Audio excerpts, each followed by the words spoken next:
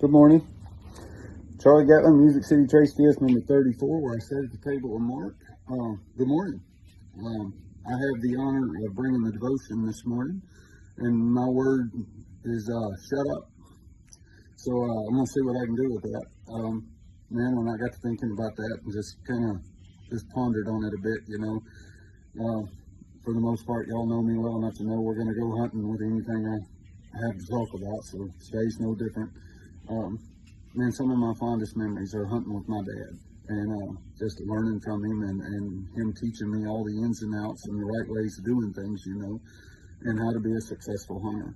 And man, I've loved watching that come full circle and teaching the things that my dad taught me to my son, and those are memories that, man, money can't buy. They're priceless.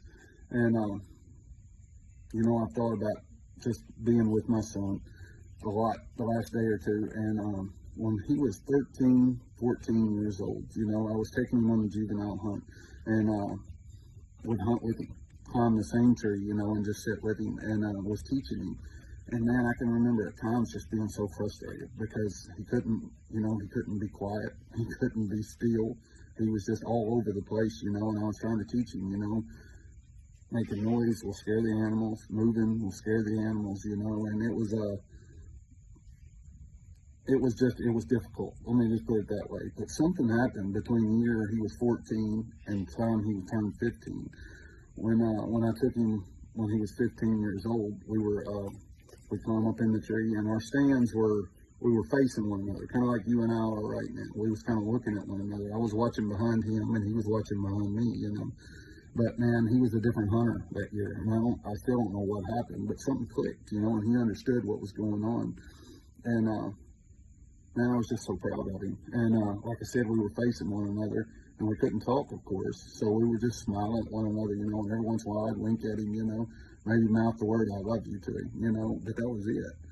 And man, that afternoon, just sitting there with him, and I could just I could feel God speaking to me in that sometimes, I know for myself personally, my prayer life a whole lot of times is just me talking and doing very little listening, But sitting there with Oakley, my son, that evening, God was like, sometimes, just some intentional togetherness. You don't have to talk. I don't have to talk. Let's just be together, Let's just sit in his presence for a minute. And sometimes I think that's all God longs for, is just for us to intentionally be with him, And Psalms 46:10 came to mind, one we all know, but it says, "Be still and know that I am God." And my mind says, sometimes shutting up is the way to go, and just being in his presence and being intentional about it. That makes sense in my head. Hope it does to y'all. I hope y'all have the best day of your life today. I love you so very much and can't wait to serve with you. Take it, Lord.